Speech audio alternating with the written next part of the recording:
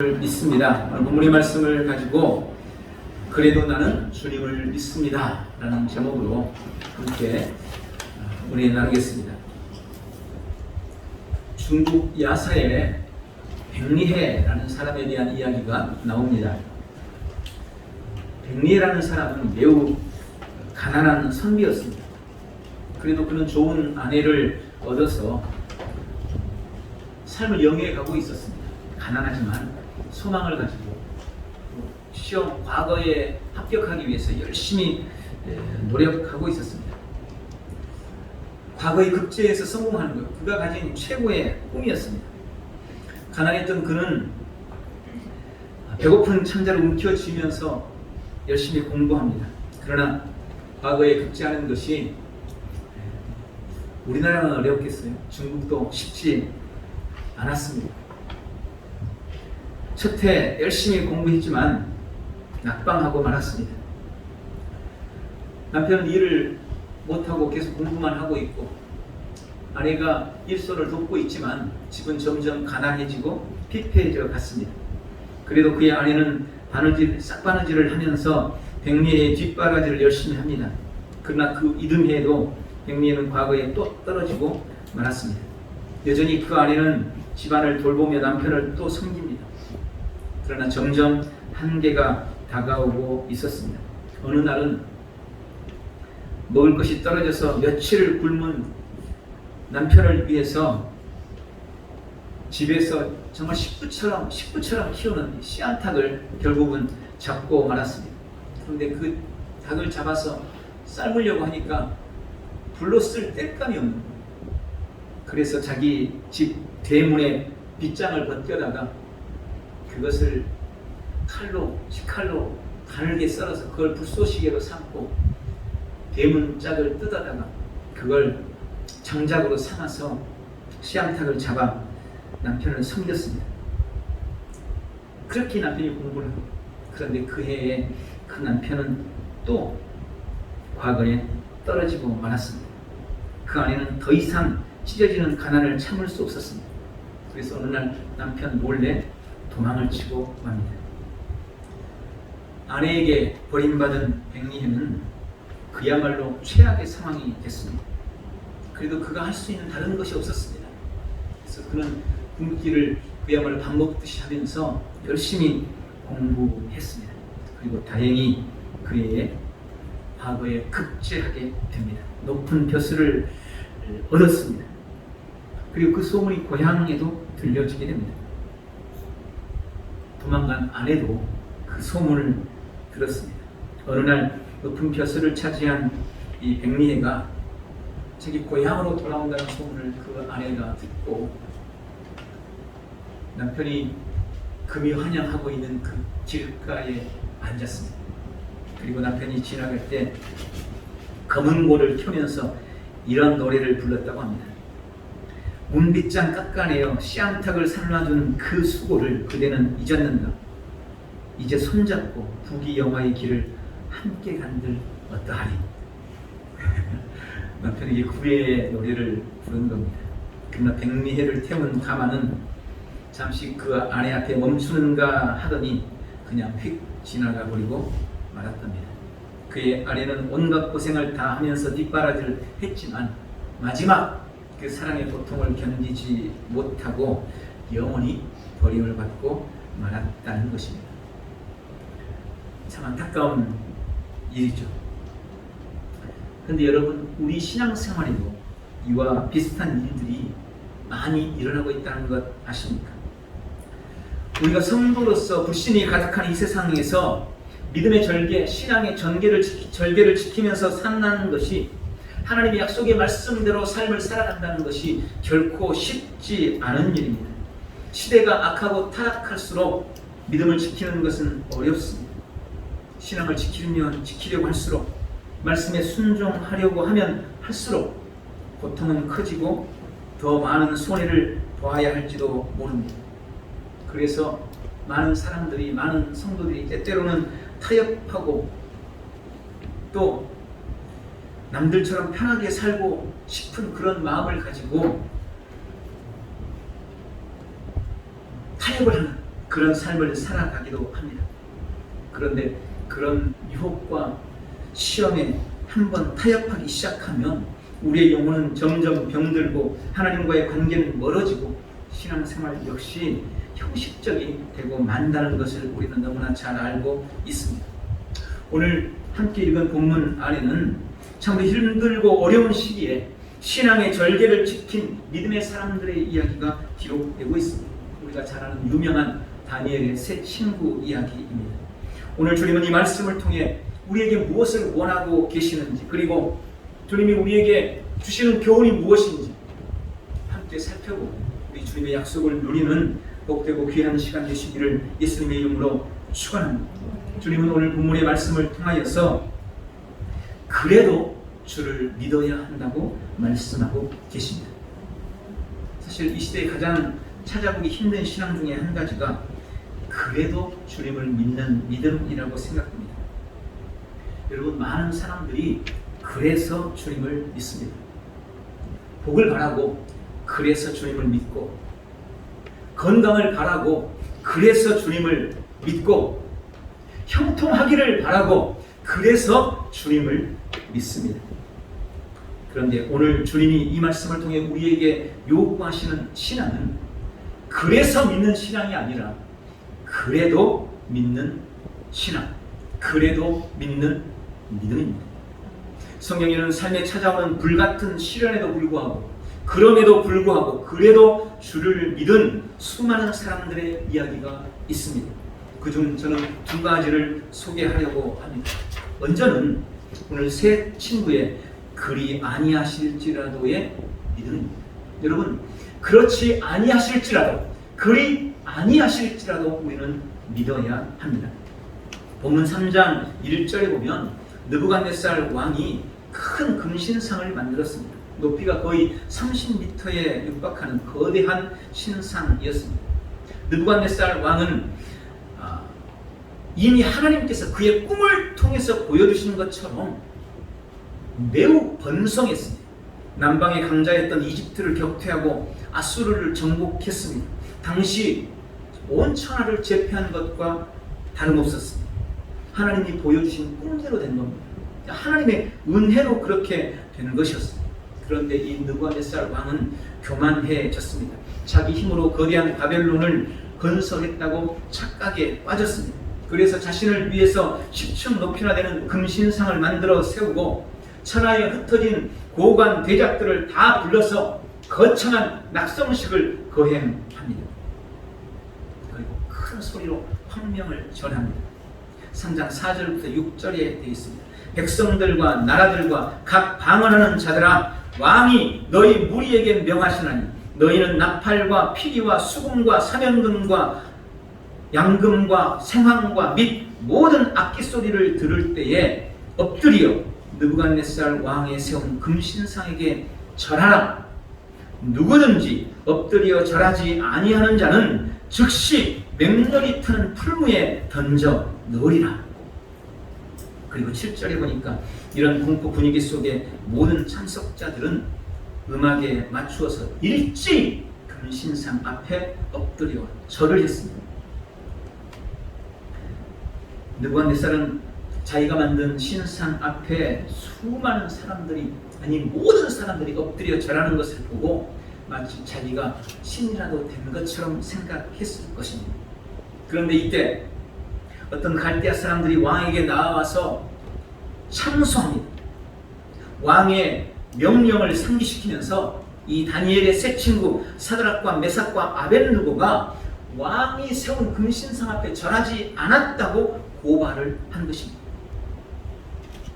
그 고발을 들은 느부갓네살 왕은 크게 분노했습니다. 아니, 포로들을 데려다가 먹여주고 재워주고 공부시켜주고 그래서 벼슬까지 주고 그렇게 세워줬는데 감히 내 명을 거역해? 아마 이런 마음이었겠죠. 왕은 그들의 행동이 자신의 왕권에 대한 도전으로 생각하고 화를 냈습니다.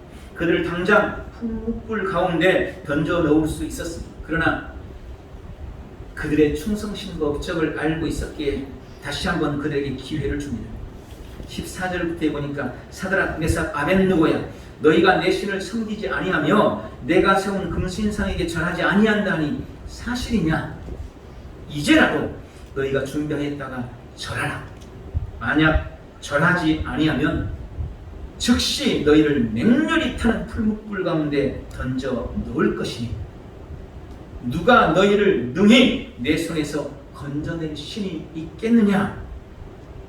라고 하면서 새 친구를 위협하며 또 회유하면서 금신상에게 절하도록 최후 통첩을 했습니다. 그러나 오늘 읽은 16절 18절의 말씀이 그 왕의 회유에 대한 사드락과 메삭과 아벳느고의 대답이었습니다. 느부갓네살이여, 우리가 이 일에 대하여 왕에게 대답할 필요가 없나이다. 왕이여, 우리가 섬기는 하나님이 계시다면 우리를 맹렬히 타는 풀무불 가운데서 능히 건져내시겠고 왕의 손에서도 건져내시리이다. 그러나 그렇게 하지 아니하실지라도 왕이여, 우리가 왕의 신들을 섬기지도 아니하고 왕이 세우신 금신상에게 절하지도 아니할 줄을 아옵소서.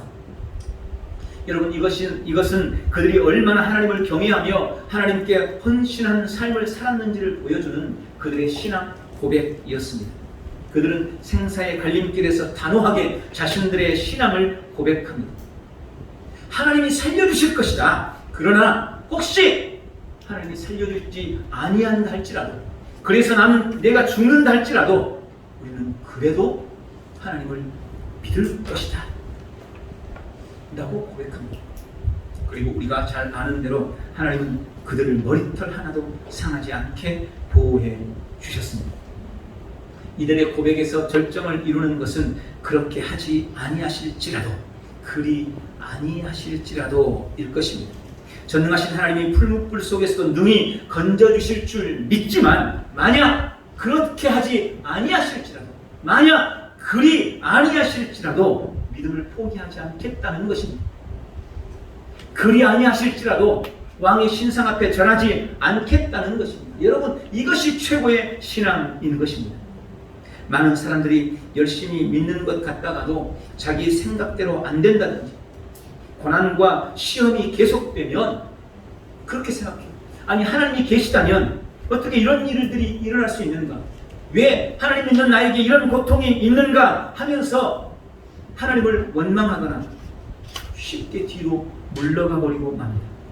그러나 여러분, 이런 사람들에게서는 하나님의 어떤 기적도 능력도 나타날 수가 없습니다. 오늘 이 세 친구처럼 그렇게 하지 아니하실지라도, 그리 아니하실지라도의 믿음으로 나아갈 때 그 안에 주님의 역사와 기적이 나타나게 되는 것입니다. 오늘 그리 아니하실지라도 믿는 그 믿음을 소유하는 복되는 성도들이 되시기를 축원합니다. 두 번째는 우리는 그가 나를 죽이실지라도 믿는 믿음을 가져야 합니다. 오늘 이 세 청년과 같은 신앙을 욥에게서도 우리는 찾아볼 수가 있습니다. 욥기서 1장에 보면 욥은 순전하고 정직해서 하나님을 경외하며 악에서 떠난 거부 중에 거부였습니다. 그래서 늘 하나님의 자랑거리였습니다. 하나님이 늘 욥을 자랑했습니다. 어느 날 사탄이 욥을 자랑하는 하나님께 욥에 대해서 참수합니다. 아니, 하나님이 욥에게 복을 주었으니까 그가 하나님 앞에 신실한 것이지, 만약 하나님이 주신 그 복을 거두어 가신다면 아마 그도 다른 사람들처럼 하나님을 원망하고 말 것입니다 라고 고발한 겁니다. 참수한 겁니다. 그때 하나님은 욥에 대한 시험을 사탄에게 허락했습니다. 그리고 사탄은 그야말로 인간으로서 당할 수 있는 최고의 환난과 어려움으로 그를 시험하게 됩니다. 동방제일의 거부가 하루아침에 그 모든 재물을 잃어버렸습니다. 그리고 그날 그의 사랑하는 자녀 10명이 한꺼번에 몰살당하는 엄청난 비극을 겪습니다. 여러분, 이 기가 막힌 재난 앞에서 욥의 고백을 들어보십시오. 욥기서 1장 20절부터 말씀입니다. 욥이 일어나 겉옷을 찢고 머리털을 밀고 땅에 엎드려 경배하여 예배하며 이르되 내가 못해서 알몸으로 나왔사온즉 또한 알몸이 그리로 돌아가올지라 주신 이도 여호와시요 거두신 이도 여호와시오니 여호와의 이름이 찬송을 받으실지니이다 하고 이 모든 일에 욥이 범죄하지 아니하고 하나님을 향하여 원망하지 아니하니라. 이 기가 막힌 상황 속에서도 욥은 하나님을 원망하지 않았다고 말씀합니다. 그러자 이번에 사탄이 그의 온 몸에 병을 줍니다. 그의 온 몸에 악창이 흐르고 피고름이 줄줄 흐릅니다.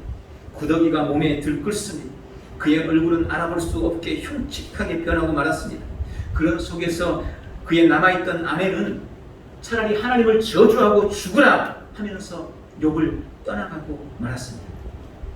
그러나 그럼에도 불구하고 그래도 욥은 욥기서 13장 15절을 통해서 자신의 믿음을 그렇게 보입니다. 킹제임스 번역에서는 욥기서 13장 15절을 이렇게 번역합니다. 그분이 나를 죽이실지라도 나는 그분을 신뢰하리라. 혹은 그분이 나를 죽이실지라도 나는 그에게 소망을 두겠노라. 혹 이대로 억울함을 가지고 내가 죽는다 할지라도 나는 내 믿음을 절대로 변하지 않으리라. 나는 절대로 주님을 의심하지 않으리라는 무서운 신앙의 고백을 하고 있는 것입니다. 여러분, 그런 복을 받았기 때문에 그래서 하나님을 섬기는 그런 류의 신앙이 아니었습니다. 일이 잘 될 때는 믿음을 생활하다가 잘 안 될 때는 삐치고 토라지는 그런 류의 믿음이 아니었던 것입니다. 그가 나를 죽이실지라도 믿는 이 절대적인 믿음 앞에 결국은 사탄이 두 발을 들었고 욥은 하나님으로부터 갑절의 은혜를 받아 누리게 됩니다. 에베소서 6장 23절은 이렇게 우리에게 축복합니다. 우리 주 예수 그리스도를 변함없이 사랑하는 모든 자들에게 은혜가 있을지어다. 우리 주 예수 그리스도를 변함없이 사랑하는 자들에게 은혜가 있을지어다. 오늘 이 은혜와 복을 누리시길 바랍니다. 주님은 지금 우리가 마땅히 가져야 할 믿음에 대해서 말씀하고 계시는 겁니다. 혹 주님이 내가 원하는 대로 해주지 않는다 할지라도, 그리 아니하실지라도 그래도 주를 믿으시기 바랍니다.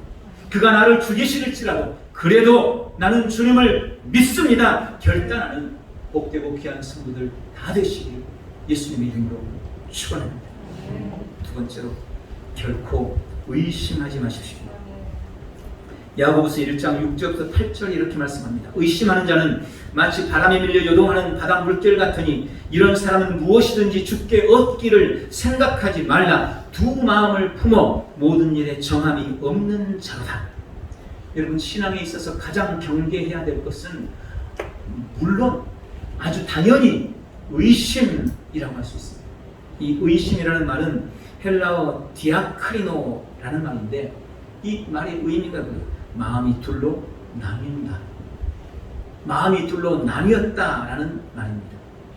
8절에 보니까 두 마음을 품어 정함이 없다라고 말씀하시는데 바로 이 말씀이 말씀 그대로 의심이라는 말이에요.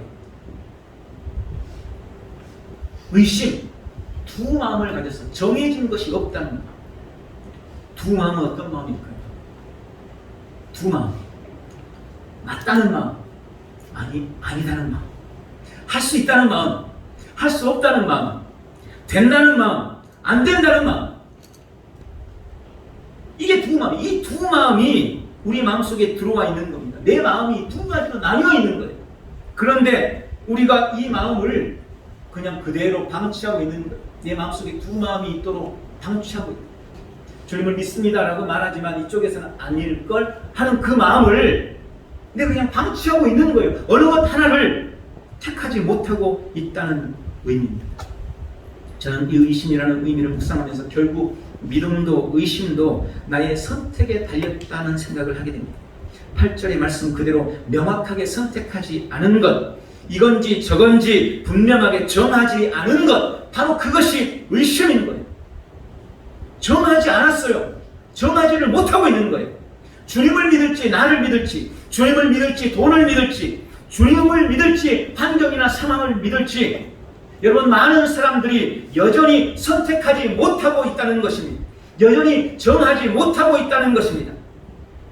오늘 본문의 세 친구는 의심하지 않았습니다. 그들은 자신들의 마음을 정확하게 정했습니다. 명확하게 정했습니다. 하나님인지 왕인지 그 자리에서, 그 사이에서 갈팡질팡하지 않았다는 거예요. 신앙을 택할 것인지 생명을 택할 것인지 갈등하지 않았다는 것입니다. 혹 죽더라도 오직 예수라고 선택하고 그렇게 마음을 정했다는 것입니다. 욥도 마찬가지예요. 욥도 그가 나를 죽이실지라도, 여러분, 신앙과 생명 사이에서 당황하지 않았어요. 생명 그까짓 것, 나는 주님을 택한다, 나는 신앙을 택한다, 그의 마음을 명확하게 정했다는 이야기입니다. 여러분, 둘 다 붙잡고 있는 것이 의심입니다. 왜 사람들이 둘 다 붙잡고 있을까요?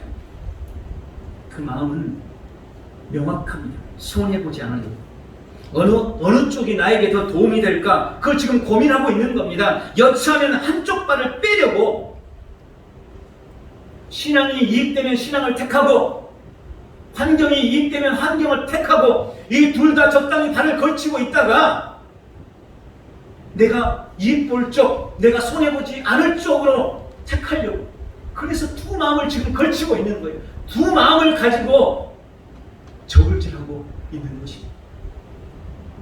그게 의심이라고 지금 말씀하고 있습니다. 오늘 우리가 불렀던 찬송, 나는 하나님을 믿습니다 라는 이 찬송은 엘라 윌콕스라는 분이 쓴 하나님의 약속이라는 시인데, 여기에다 김석균 선교사님이 작곡을 붙인 것입니다. 제가 이 원시를 좀 소개를 해드리겠습니다. 하나님의 약속, 엘라 윌콕스. 내가 가진 모든 배가 돛대는 부러지고 돛이 찢어져 난파하여 돌아올지라도 나는 주님을 의심하지 않으리. 모든 죄악에서 나를 건져주시며 결코 실패함이 없는 주님의 손을 나는 믿으리. 내가 찢어진 돛 때문에 울지라도 내 모든 희망이 산산조각 나더라도 나는 주님을 믿습니다 라고 외치리. 어려움이 벌떼처럼 몰려들고 슬픔이 비처럼 쏟아질지라도 나는 주님을 의심하지 않으리. 어려움과 고통을 통해서만 내가 원하는 곳에 이룰 수 있다고 나는 믿으리. 내가 십자가 아래서 신음하고 분노할지라도 모진 손해와 아픔을 통해서 보다 더 큰 것을 얻게 됨을 나는 믿으리. 여러분, 참 믿음의 사람, 하나님께로 마음을 정한 사람은 이 시처럼 내가 가진 배의 돛대가 부러지고 배가 난파한다고 해도 절대 주님을 의심하거나 원망하지 않는 법입니다. 나의 계획이나 바람대로 안 되고 희망이 보이지 않아도 그것은 나의 실패일 뿐 하나님의 실패가 아님을 믿고 여전히 나는 전능하신 주님을 믿습니다 라고 외칠 수 있는 것입니다. 오늘 우리 안에 의심을 버리십시오. 세상과 하나님 사이에서 더 이상 갈팡질팡하지 마십시오. 혹 당장의 손해가 오더라도 더 큰 것을 준비하고 계신 주님의 손을 믿고 그 주님께로 여러분의 마음을 확정하시기를 예수님의 이름으로 축원합니다. 마지막으로 참 믿음의 비결을 배우시기를 바랍니다.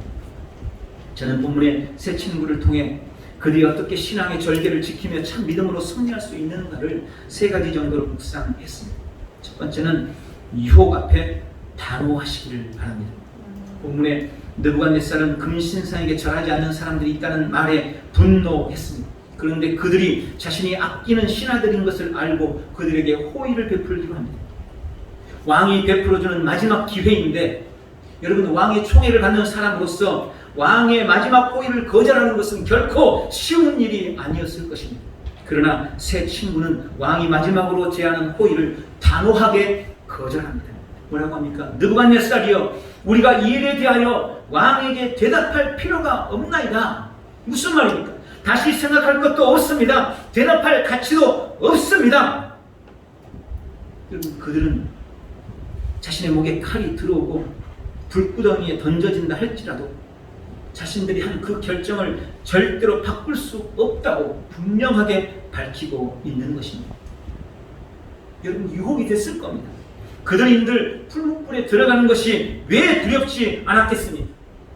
딱 한 번만 눈 감으면 되는데, 딱 한 번만 그 앞에 절하면 그 위기는 지나가고 말 텐데, 왕이 계속해서 요구하는 것도 아닙니다. 낙성식에서 그저 단 한 번 왕의 체면을 세워주면 모든 것이 해결될 일을 이었습니다. 그러나 그럼에도 그들은 왕의 제안을 이런지하에 거절을 했습니다. 그들에게 다가올 엄청난 고난을 감수하면서 신앙의 절개를 지키고자 결심한 것입니다.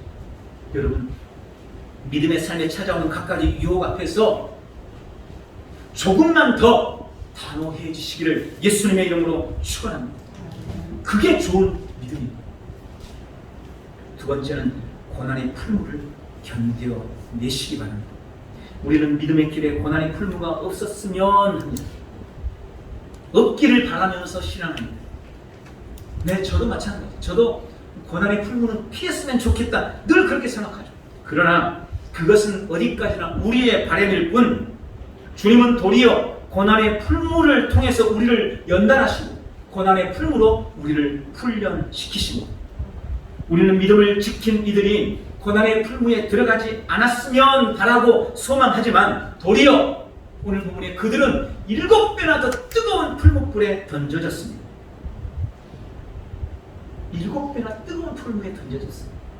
23절에 이 세 사람 사드락과 메삭과 아벳느고는 결박된 채 맹렬히 타는 풀무불 가운데 떨어졌더라. 그런데 바로 그때 기적이 일어났습니다.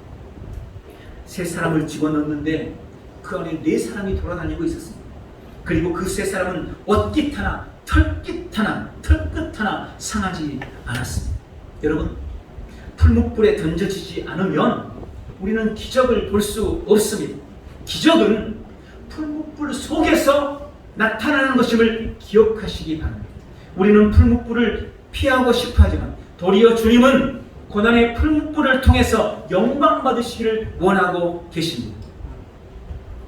그러므로 우리도 믿음으로 인한 고난을 두려워하지 말고 기꺼이 고난의 풀무를 견뎌내리라 결단하시기를 바랍니다. 그게 좋은 신앙, 그게 좋은 믿음, 그게 참 믿음인 것입니다. 마지막으로 말씀만 따라가시기 바랍니다. 우리는 지금 너무나 복잡하고 참 다양한 사회 속에서 살아가고 있습니다. 그래서 뭔가 결정할 때 고려해야 될 것들이 참 많아졌습니다. 아이와 어른의 차이도 그런 차이입니다. 아이 때는요, 뭔가 결정할 때 고려할 게 몇 가지 안 돼요. 결정이 쉬워요. 근데 어른이 되고 나면 고려할 게 너무너무 많아져요. 결정이 어려워집니다. 근데 우리의 신앙도 마찬가지인 것 같습니다. 그런데 여러분, 좋은 믿음일수록, 참 믿음일수록 단순한 것을 아시기 바랍니다. 단순히. 어떻게 단순할까요? 좋은 믿음은 오직 하나님의 말씀이 기준이 되고 오직 하나님의 말씀이 표준이 되는 것입니다. 오늘 세 친구가 왕의 명령을 어기면서 생명을 걸고 금신상에게 절하지 않는 이유는 오직 하나였습니다.